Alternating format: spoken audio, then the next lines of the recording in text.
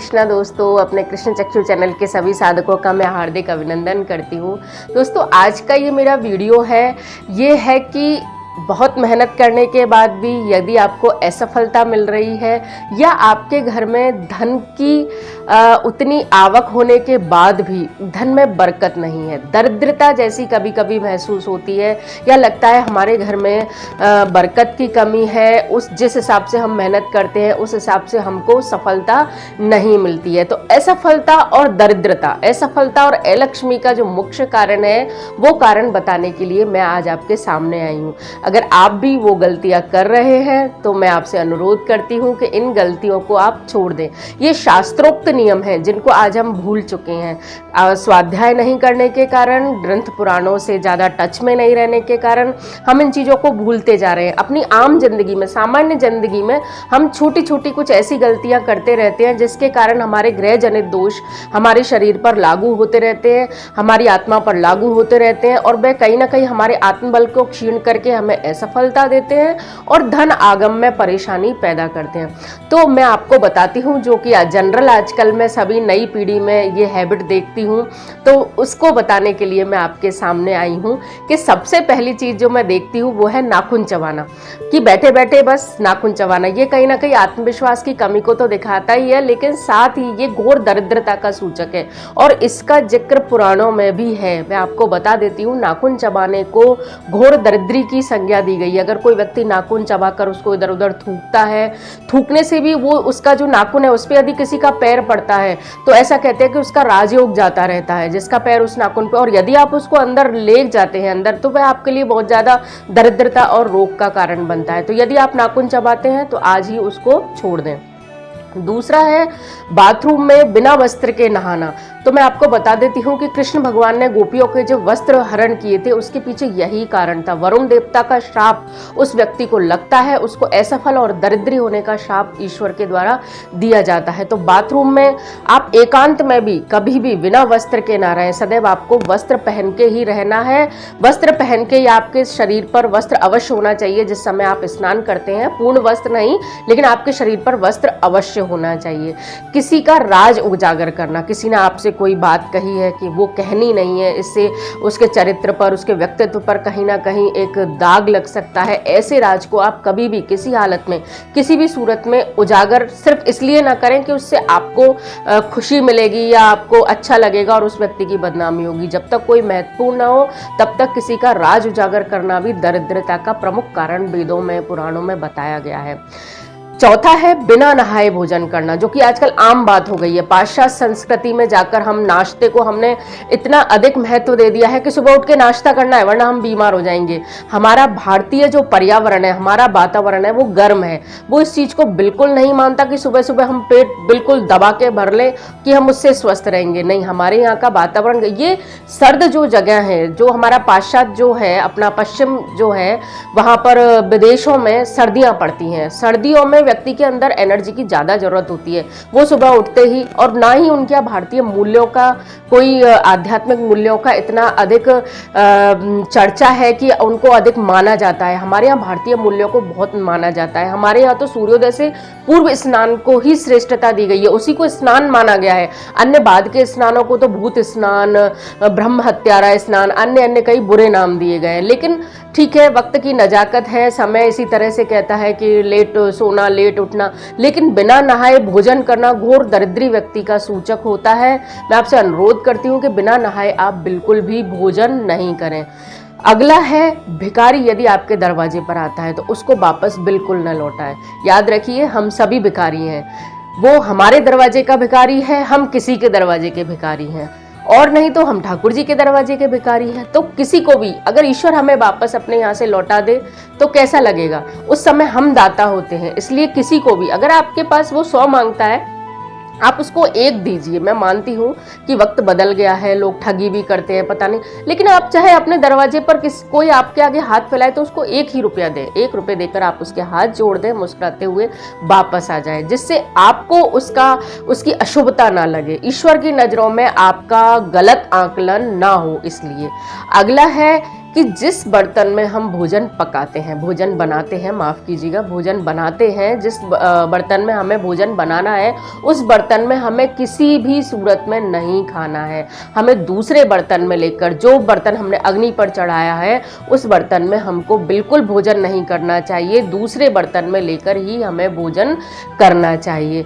अगला है झाड़ू खड़ा करके रखना। ये विशेष ध्यान औरतें दें कि झाड़ू को कभी भी खड़ा करके ना रखें, चाहे लंबा झाड़ू है चाहे कैसे भी, उसको आड़ा डालकर रखें और उसे कहीं छुपा कर रखें, सभी की नज़र उस पर नहीं पड़नी चाहिए। ध्यान रखिए, झाड़ू लक्ष्मी का सूचक होता है, उसको पैर से बगल में करना नहीं। झाड़ू को तो गलती से पैर लग जाए तो भी अपने सिर से उसको लगाना चाहिए, क्योंकि झाड़ू ही महत्वपूर्ण वह चीज़ है। धनतेरस के दिन हम झाड़ू की पूजा करते हैं। झाड़ू धनतेरस के दिन लाना शुभ माना जाता है, वो मैं आपको अपने अगले वीडियो में बताऊंगी। जब दिवाली आएगी तब मैं आपको बताऊंगी क्या क्या हमको दिवाली पर लाना चाहिए। तो झाड़ू को पैर यदि गलती से भी लग जाए तो उसको हमें अपने हाथ से छुआकर माथे पर लगाना चाहिए, उसको हमेशा छुपा के और सुरक्षित संपत्ति की तरह हमें झाड़ू को रखना चाहिए, क्योंकि वही एक चीज़ है जो घर से दरिद्रता को बाहर ले जाती है। तो अपने घर की दरिद्रता को बाहर भेजने के लिए और लक्ष्मी के आगमन के लिए झाड़ू को सदैव छुपा कर रखें, पैर से उसे ना तो लांगे और ना ही उसको पैर से ठोकर मांगे। एक है, रात को झूठे बर्तन आप बिल्कुल भी ना छोड़ें। एक तो उसमें तरह तरह के कीड़े, कॉकरोच और अन्य भी बहुत सारे कीड़े उसमें आ जाते हैं, उनकी मृत्यु का दोष हमारे ऊपर आता है। दूसरा है कि रात के समय ही पारलौकिक जो भी शक्तियां होती हैं वो हमारे वातावरण में भ्रमण करती हैं, अच्छी और बुरी। यदि आपके घर में सकारात्मकता है, आपका घर बिल्कुल सेट है, साफ सुथरा है, झूठे बर्तन नहीं है, कीड़े मकोड़े नहीं है, तो जाहिर है लक्ष्मी आपके घर में आएगी। और यदि झूठे बर्तन फैले हुए हैं, गंदगी फैली हुई है, चारों तरफ बस बिखरा हुआ है, तो जाहिर है अलक्ष्मी, नकारात्मक शक्तियां आपके घर की ओर आकर्षित होंगी। इसलिए रात को झूठे बर्तन आप बिल्कुल भी नहीं छोड़ें। अगला है, नहाने के बाद बिना धुले कपड़े पहनना। अक्सर लोग नाइट ड्रेस पहनते हैं, नाइट ड्रेस पहन के पहनी, उतारी, फिर लटका दी, फिर पहनी, 2 3 4 10 दिन बाद उसको धोते हैं, तो वह गलत है। नहाने के जिस वस्त्र को पहनकर हम सोए हैं और जिस वस्त्र को पहनकर हम बाथरूम में चले गए हैं वो वस्त्र पूर्णतः अशुद्ध हो जाता है। बिना जल और बिना सूर्य की किरणों के संयोग के फिर वह शुद्ध नहीं होता है।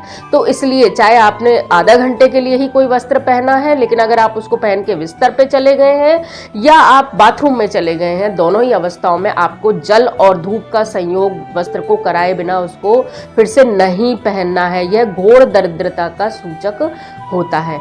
अगला है, फटे कपड़े पहनना।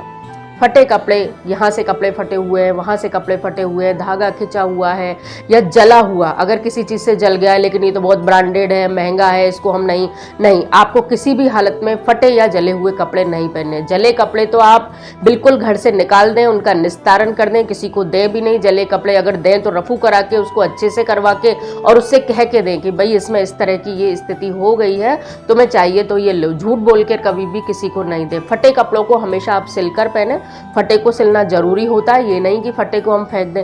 फटे को सिलकर पहने आप। बिना जो फटा हुआ कपड़ा है उसको आप घर में बिल्कुल भी, घर बाहर कहीं भी ना पहने। और यहाँ तक कि अंत्य वस्त्र भी आपके हमेशा सिले हुए होने चाहिए। ये भी दरिद्रता का सूचक माना गया है यदि आप फटे वस्त्र, क्योंकि एनर्जी जो है, आकाश में घूमती हुई एनर्जियां हैं, वो हमारी ओर आकर्षित होती हैं। सकारात्मक शक्तियों को आकर्षित करने के लिए आपको साफ, स्वच्छ, धुला हुआ, एकदम संजीदे तरीके से आपको होना चाहिए।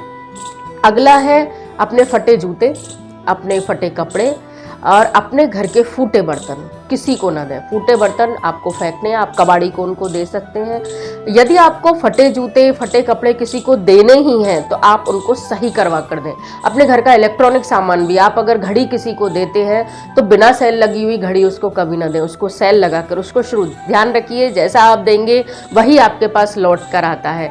ये पुण्य, अच्छा काम, दान, ये सब कुछ रबड़ की गेंद की तरह होता है। आप फेंकते हैं, वापस आप तक ही आता है। अब आप देखिए कि आपको कैसा चाहिए, जैसा आप देंगे वैसा ही आपको ईश्वर की तरफ से हजारों गुना होकर मिलेगा। ये दान की श्रेणी में बिल्कुल नहीं आता है, बल्कि इससे पाप लगता है। हाँ, हम उन फटे कपड़ों को, फटे वस्त्रों को, फटे जूतों को पहनना पसंद नहीं करते हैं, हम उसको बेशक दें, लेकिन या तो उसको सही करवा कर दें, या अगर हम सही करवा के नहीं दे रहे हैं तो उसको उसका पैसा दें कि भाई ये तुम लो और तुम इसको सही करके पहनना, उसको उसके साथ साथ पैसा और दें ताकि वो उसको अच्छे खुशी से अपने अच्छे मन से उसको लेकर जाए। फूटे बर्तन आपको ना तो घर में इस्तेमाल करने हैं, ना ही किसी को देने हैं, उनको तो आपको सीधा कबाड़ी को दे देना है अथवा आपको उनको फेंक देना है।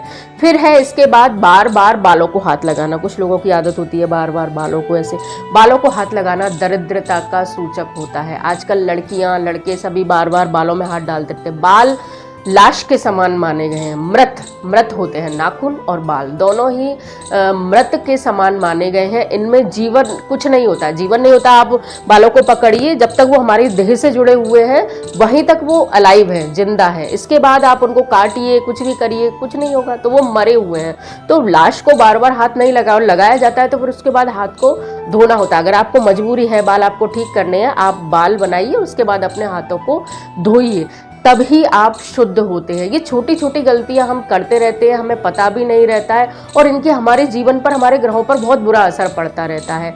अगला है कि घुटनों को इस तरह से हम दबा लेते हैं और उस पर मुंह रख के इस तरह से बैठ जाते हैं। ये यूं करके बैठ जाना, ये अशुभ माना जाता है कि दोनों घुटनों को अपने हाथ में ले लिया और उस पर थोड़ी टिका दी घुटने पर, वो बैठना अशुभ माना जाता है। गलत समय में जब घर में कोई गलत काम हो जाता है तब इस तरह बैठा जाता है। विशेषकर औरतों को, आदमियों को भी बिल्कुल नहीं बैठना चाहिए, औरतों को तो बिल्कुल भी नहीं बैठना। एक माथे पर हाथ लगाकर इस तरह जो बैठा जाता है वो भी अशुभ माना जाता है।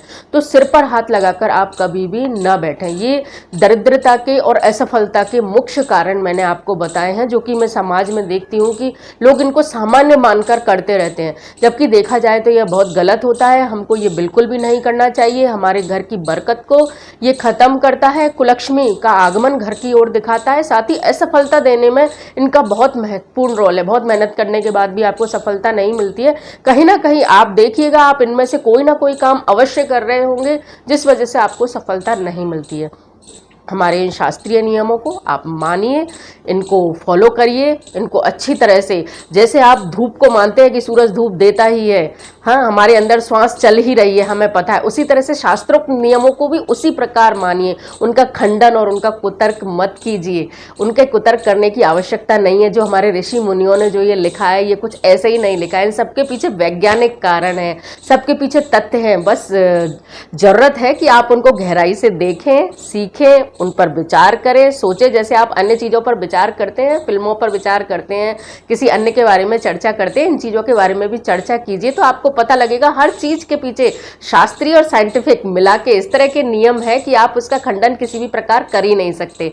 बस परेशानी है कि अभी हमारे पास शास्त्रार्थ करने के लिए, हमारी बातों का जवाब देने के लिए प्रॉपर गुरु नहीं मिल पा रहे हैं। हम उन गुरुओं के सानिध्य में जाएं तो हमें बिल्कुल शास्त्रीय और वैज्ञानिक दोनों तरीकों से वो हमारा ब्रेन वॉश कर सकते हैं।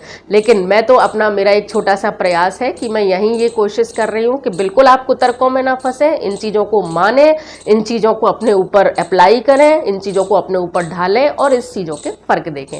जय श्री कृष्णा, धन्यवाद।